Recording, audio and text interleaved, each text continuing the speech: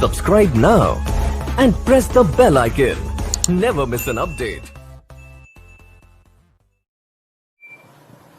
Hello guys, Easyway classes में again आपका स्वागत है। Class 10th math exercise 1.4 question number 3। Guys ये क्वेश्चन नंबर 3 जो है वो इस एक्सरसाइज का लास्ट क्वेश्चन है, जिसके बाद हमारी ये एक्सरसाइज और ये चैप्टर भी क्या हो जाएगा, कंप्लीट हो जाएगा। तो लास्ट क्वेश्चन है आपका, आसान सा क्वेश्चन है, थोड़ा सा ध्यान देंगे तो आपको इजीली क्वेश्चन समझ में आ जाएगा। तो पढ़ते हैं क्वेश्चन को। The following real numbers have decimal expansion as given below. कुछ आपके रियल्स नंबर्स थे, उनका डेसिमल एक्सपेंशन जो है वो यहाँ पर दिया गया है। इन ईच केस, प्रत्येक केस में हमें ये डिसाइड करना है, ये बताना है वेदर दे आर रेशनल, कि वो रेशनल है या फिर नहीं है। रेशनल नहीं है तो क्या होगा, इरेशनल होगा। इफ दे आर रेशनल, अगर वे रेशनल है, end of the form P upon Q, और पी अपॉन क्यू की फॉर्म में होता है आपका रेशनल नंबर, तो what can you say about the prime factors of Q.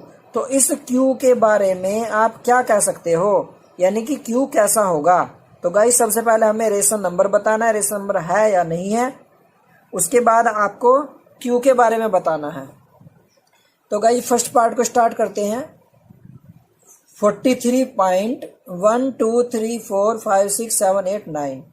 Guys ये आपको पता ही है कि पॉइंट के बाद की जो डिजिट होती हैं वो 1-1 करके रीड की जाती है, 1-1 करके पढ़ी जाती है।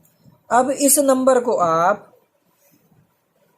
4312345678 इस नंबर को आप पी अपॉन क्यू के रूप में कैसे लिख सकते हैं भाई। इसका हम पॉइंट हटा देंगे, तो इसका जब हम पॉइंट हटा देंगे तो ये तो बन जाएगा आपका न्यूमरेटर, और इसके नीचे आ जाएगा आपका डेनोमिनेटर। अब डेनोमिनेटर क्या आएगा, राइट साइड से डिजिट काउंट करेंगे 1 2 3 4 5 6 7 8 9।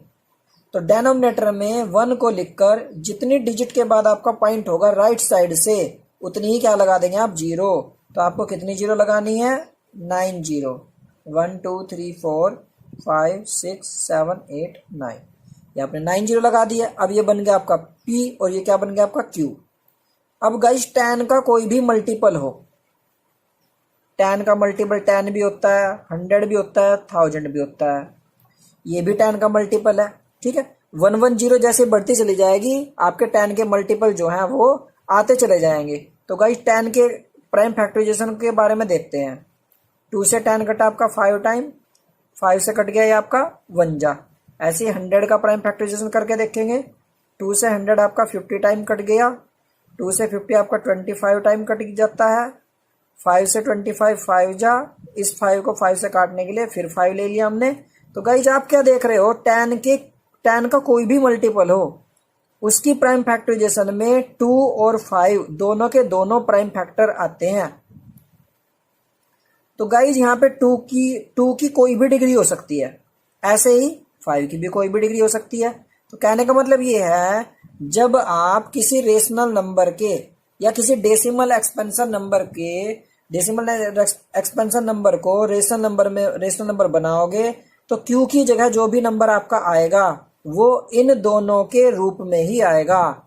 ठीक है, तो गाइज क्या लिखना है हमें, कि कैसा नंबर है, ये आपका रेशनल नंबर है।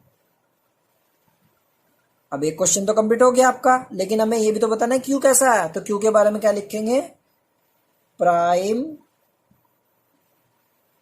Factors of Q will be either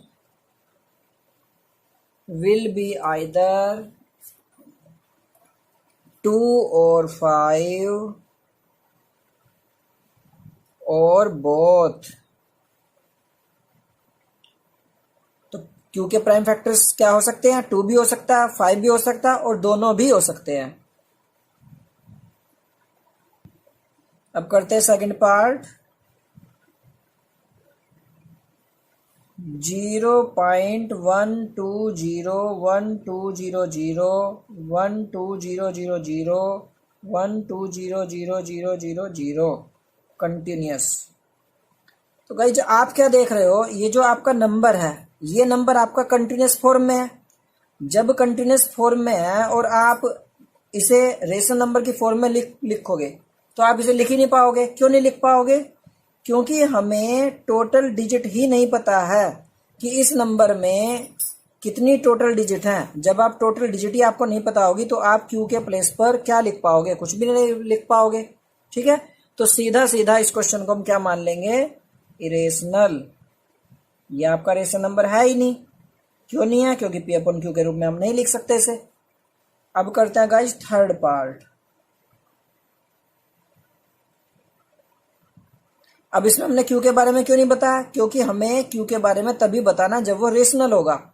ठीक है, तो गाइस इसमें क्यू के बारे में आपको कुछ नहीं बताना है। थर्ड पार्ट करेंगे। 43.123456789 और बार है आपका 12345678 9। गाइस जितनी भी डिजिट के ऊपर आपका बार होता है उसका मतलब होता है कि वो डिजिट आपकी बार बार रिपीट हो रही है डिवीजन क्वेश्चन में।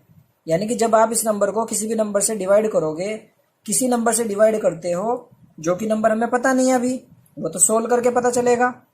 तो डिजिट जो है ये आपकी रिपीट हो रही है। अब अगर किसी नंबर के ऊपर बार लग जाता है तो आपको पता है वो नंबर कैसा होता है? रेशनल। ये आपका कैसा नंबर है? रेशनल। ऐसे क्वेश्चन हमने 9th क्लास में सोल्व भी किए हैं। ठीक है, तो उसके अकॉर्डिंग ही आप रेशनल तो ये आएगी आपका। अब आपको क्या बताना है? आपको क्यू के बारे में बताना है। तो क्यू के बारे में बताने के लिए क्या होगा? फिर से वही चीज लिख देंगे, वही लाइन। ठीक है, तो लिख देंगे प्राइम फैक्टर्स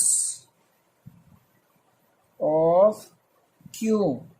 अब गाइज ये था आपका 10 का मल्टीपल, लेकिन जब आप इस क्वेश्चन को सोल्व करोगे तो आपका 10 का मल्टीपल जो है वो आ भी सकता है, नहीं भी आ सकता।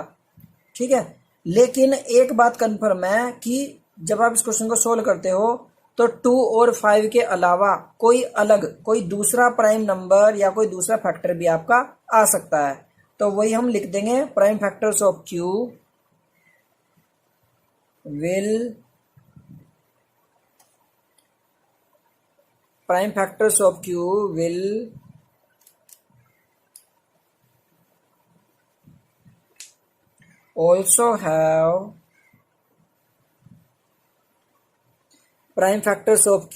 will also have a factor other than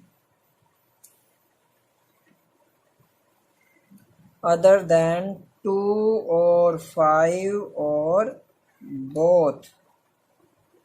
तो गाइज अगर कोई भी आपका ऐसा नंबर आता है, कोई भी ऐसा रेशनल नंबर जिसके ऊपर क्या हो? बार हो। ठीक है, तो उसमें आपका प्राइम फैक्टर जो है 2 भी आ सकता है, 5 भी आ सकता है, दोनों भी आ सकते हैं, लेकिन अलग से कोई डिफरेंट फैक्टर भी आपका आ सकता है।